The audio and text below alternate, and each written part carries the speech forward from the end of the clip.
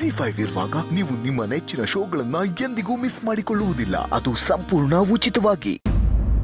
ಅವ್ರು ಊಟ ಬೇರೆ ಮಾಡಿಲ್ಲ, ಖಾಲಿ ಹೋಟೆಲ್ ಮಲ್ಗ ಚೆನ್ನಾಗಿರಲ್ಲ. ಅಟ್ಲೀಸ್ಟ್ ಹಣ್ಣಾದ್ರೂ ಕೊಡ್ತೀನಿ. ನನ್ನ ಬದಲು ಅವ್ರಿಗೆ ಅಂತರ ಅಕ್ಕನೇ ಹಣ್ಣು ಕೊಟ್ರೆ ಚೆನ್ನಾಗಿರುತ್ತೆ.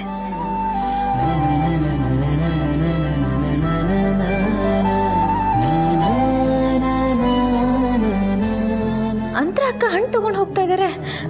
ಮೋಸ್ಟ್ಲಿ ಅವ್ರಿಗೆ ಇರಬೇಕು. ಅಕ್ಕ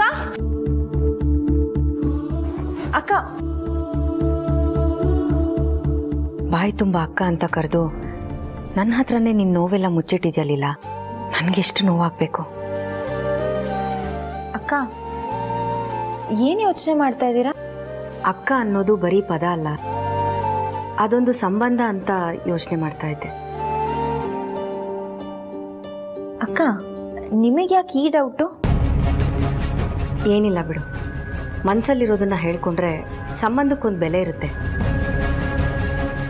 ಆದರೆ ಅದನ್ನು ಹೇಳ್ಕೊಳ್ದೇ ಇದ್ರೆ ಯಾವ ಬೆಲೆನೂ ಇರಲ್ಲ. ನನಗೆ ಅರ್ಥ ಆಗಲಿಲ್ಲ ಅಕ್ಕ. ಹೋಗಲಿ ಬಿಡಲಿಲ್ಲ. ಆ್ಯಕ್ಚುಲಿ ನಾನು ಅಭಿಗೆ ಫ್ರೂಟ್ಸ್ ತೊಗೊಂಡು ಹೋಗ್ತಿದ್ದೆ.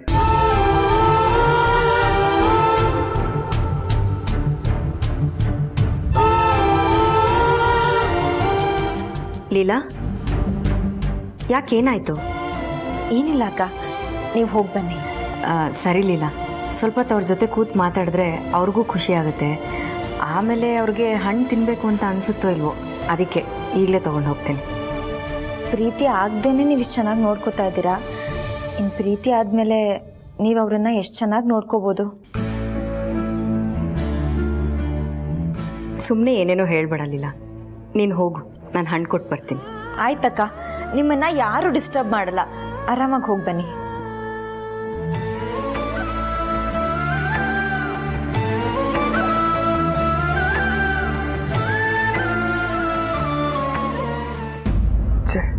ಇಮೋಷ್ನಲ್ ಆಗಿಬಿಟ್ಟು ಲೀಲಾ ಮೇಡಮ್ ಬಗ್ಗೆ ಹೇಳ್ಬಿಟ್ನಲ್ಲಪ್ಪ. ನಾನು ಅಷ್ಟೇ ವಿಶ್ವರೂಪ್, ಅಂಥರತ್ತೆ ಕೇಳಿದ್ರು ಅಂತ ಹೇಳಿಬಿಟ್ಟೆ. ಹೇಳಬಾರ್ದಿತ್ತು. ಏನು ಮಾಡೋದು ಈಗ? ಮೇಡಮ್, ಏನಾಯ್ತು ವಿಶ್ವರೂಪ್? ಅದು ಅಂತರ ಮೇಡಮ್ ನಿಮ್ಮ ಲೈಫ್ ಬಗ್ಗೆ ತಿಳ್ಕೊಬೇಕು ಅಂತ ತುಂಬ ಓಡಾಡ್ತಿದ್ದಾರೆ. ಅಜ್ಜಿನೂ ಕೇಳಿದ್ರು, ನನ್ನ ಹತ್ರನೂ ಕೇಳಿದ್ದಾರೆ ಮೇಡಮ್. ಅದಕ್ಕೆ ಅಂತರ ಅಕ್ಕ ನನ್ನ ಹತ್ರ ಒಗಟಾಗಿ ಮಾತಾಡ್ತಿದ್ದ. ಹೌದು ಅತ್ತೆ, ಆದರೆ ನಾವು ಪೂರ್ತಿ ವಿಷಯ ಹೇಳಿಲ್ಲ.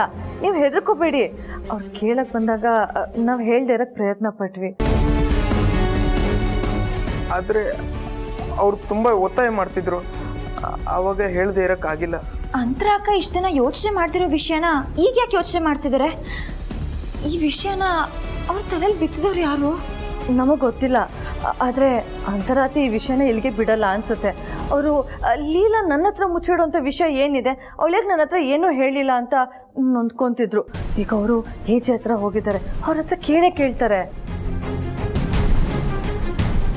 ಅಯ್ಯೋ, ಏಜೆ ಕೇಳಿದ್ರೆ ಅವ್ರಿಗೆ ಎಷ್ಟು ಕಷ್ಟ ಆಗಲ್ಲ, ಅವ್ರು ಎಷ್ಟು ನೊಂದ್ಕೋತಾರೆ. ಇಲ್ಲ ನಾನು ಅವ್ರನ್ನ ತಡಿಬೇಕು. ಬಂದೆ. ಇಷ್ಟೆಲ್ಲ ನೋವಿದ್ರು ಇನ್ನೊಬ್ರಿಗೆ ನೋವಾಗಬಾರ್ದಂತ ಹೋಗ್ತಿರೋದು ನೋಡಿ ಮೇಡಮ್. ಅದವ್ರ ಹುಡ್ಗುಣ ವಿಶ್ವರೂಪ್. ನೋವನ್ನ ನುಂಗ್ತಾರೆ, ಖುಷಿನ ಹಂಚ್ತಾರೆ.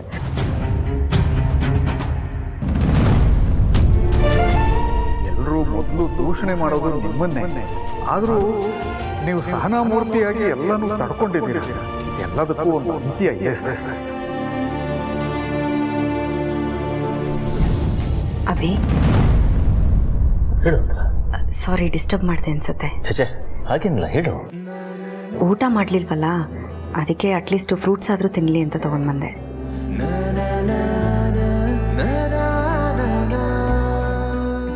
ನಾನು ಊಟ ಮಾಡಲಿಲ್ಲ ಅಂದರೆ ನಿಂಗೆ ನೋವಾಗತ್ತಾ?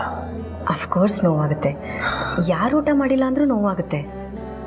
ಅದರಲ್ಲೂ ನೀವು ಊಟ ಮಾಡಿಲ್ಲ ಅಂದರೆ ನನಗೆ ಜಾಸ್ತಿ ನೋವಾಗುತ್ತೆ. ಥ್ಯಾಂಕ್ ಯು ಅಂತ. ಬಟ್ ನಾನು ಹಸುಕೊಂಡಿರಲಿಲ್ಲ, ಹಸುವಾಗಿರಲಿಲ್ಲ ಅಷ್ಟೇ. ಸರಿ, ಇಫ್ ಯು ಡೋಂಟ್ ಮೈಂಡ್ ನಾನೇ ಫ್ರೂಟ್ ಕಟ್ ಮಾಡಿಕೊಡ್ಲಾ? ಪ್ಲೀಸ್.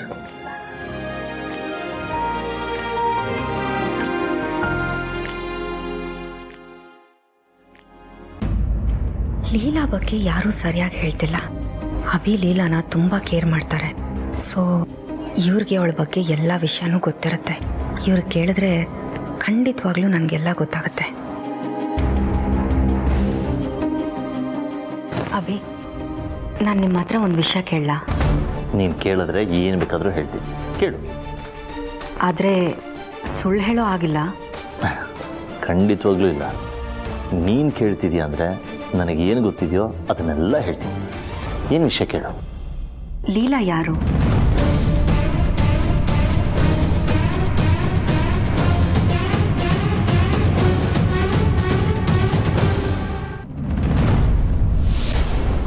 ಈ ಮನೆಗೂ ಲೀಲಾಗೂ ಇರೋ ನಂಟೇನು?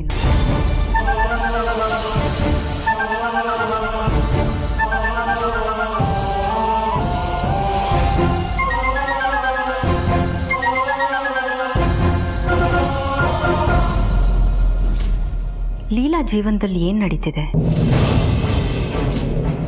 ಹೇಳಿ ಅಭಿ, ನಿಮ್ಮನ್ನೇ ಕೇಳ್ತಿರೋದು.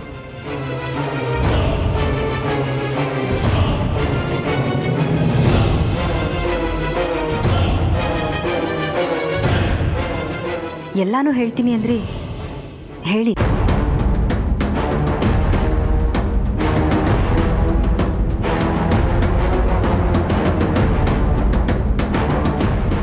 ಅಕ್ಕ, ನೀವು ಇಲ್ಲಿದ್ದೀರಾ? ನಾನು ಮನೆಯೆಲ್ಲ ಹುಡ್ಕೊಂಡು ಬಂದೆ.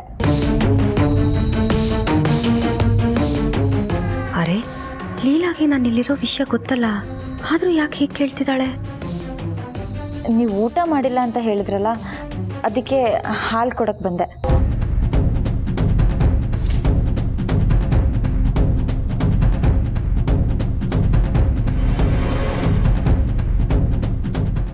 ZEE5 ಆಪ್ ಡೌನ್ಲೋಡ್ ಮಾಡಿ ಎಲ್ಲಾ ಸಂಚಿಕೆಗಳನ್ನು ಸಂಪೂರ್ಣ ಉಚಿತವಾಗಿ ನೋಡಿ.